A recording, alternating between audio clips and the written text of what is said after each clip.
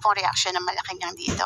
Ulit-ulit, paulit-ulit, uulit-ulitin ko, uulit-ulitin natin. Nainis na yata siya. Hair follicle test, paulit-ulit-ulit, ulit-ulit. Good morning po, good morning. Huwebes ng umaga, alas 6:46. Maagang natapos yung pagsamba ngayon. Pero mamaya pang alas 8 ang aming pasok. Pagsambag ng ganito, Huwebes, alas 8 ang aming pasok hanggang alas 9:30 ng gabi.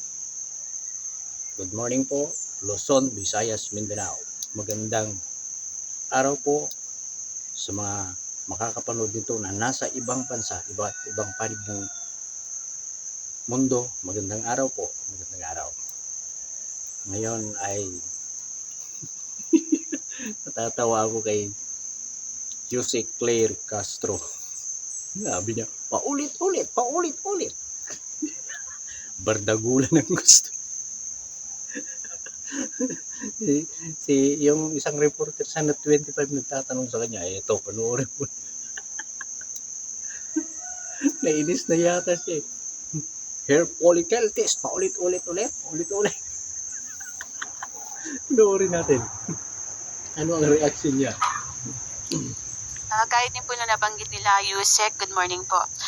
Kung talagang sincere daw po siya dun sa pakikipagkasundo sa mga Duterte, baka pwede rin magpa-hair follicle test ang Pangulo.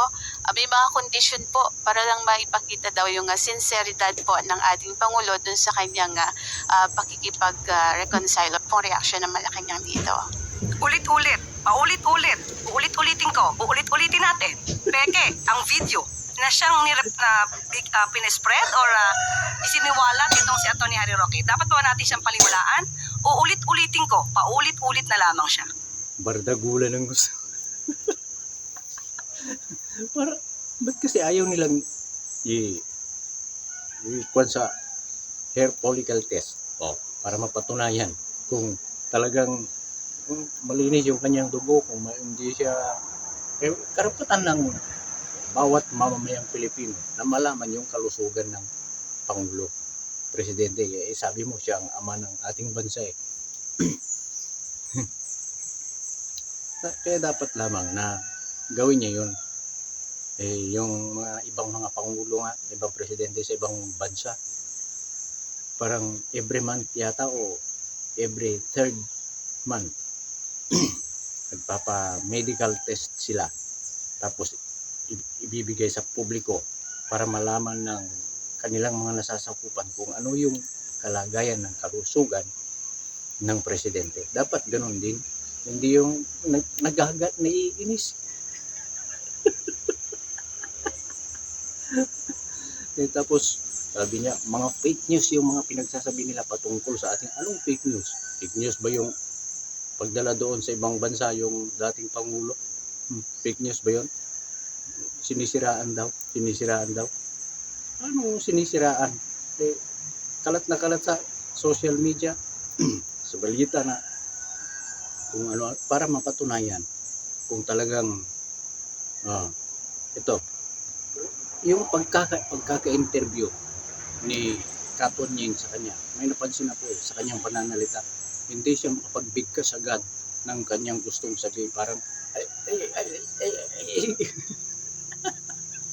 napansin po ba ninyo yan? Hindi. Ito, panoorin natin. Hindi siya makapagbigkas agad. Kasi sabi nila, sabi ng mga eksperto, yun daw ang sign. Hindi ko lang alam kung totoo yun. Kung may mga nakapag-aral tungkol sa mga drugs na kung ano ang magiging epekto sa katawan ng isang tao. Kung may makakapanood sa video nito, baka pwede ninyong sagutin. Ito, panoorin natin yung pagkaka-interview ni Katonying kay sa ating Pangulo Bongbong Marcos na hindi ka agad-agad nauutang siya. Kaya, Mr. President, kayo po ba sa puso ninyo, gusto niyo bang makipagkasundo pa sa mga Duterte? Oo! Ako, ayoko ng gulo. Kagaya ng sabi ko sa'yo, pagka... Ewan ko, kahit hanggat maaari, ako, ang habol ko. di ba? nauutal. Kaya dapat siguro talaga na papanahon na magpa-hair follicle test para malaman. Huwag nang gawan ng kung ano-anong dahilan para lalong lumalaki yung issue. Ayan, dapat gawin nila yun. Ipakita nila sa taong bayan na maayos siya, malusog, walang problema sa katawan. Hindi yung nagagalit si Aling Claire, Yusek Claire Castro kay Ma'am Eden Santos ng Net25. Sinasabi niya, ito panoorin natin tuloy natin yung video kasi sinasabi niya na fake news daw. Ayan. Uulit-ulitin ko, uulit-ulitin natin. Peke, ang video na siyang pinespread or isiniwalat itong si Atty. Harry Roque. Dapat ba natin siyang paliwalaan? Uulit-ulitin ko, paulit-ulit na lamang siya. Yusek, follow up lang po.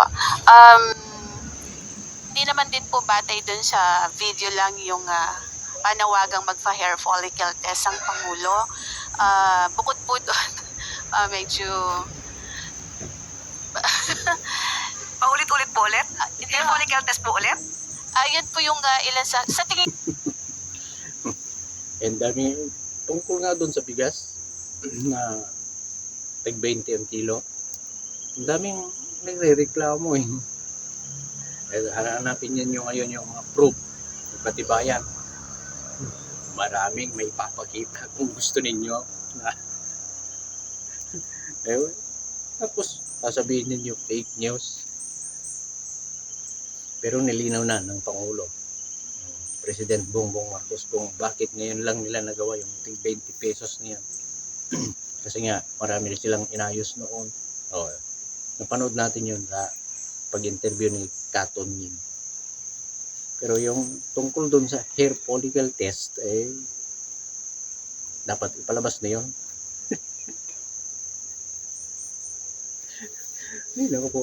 Ilang po at maraming salamat. Thank you sa lahat po ng mga nanonood. Maraming salamat. Magandang araw po.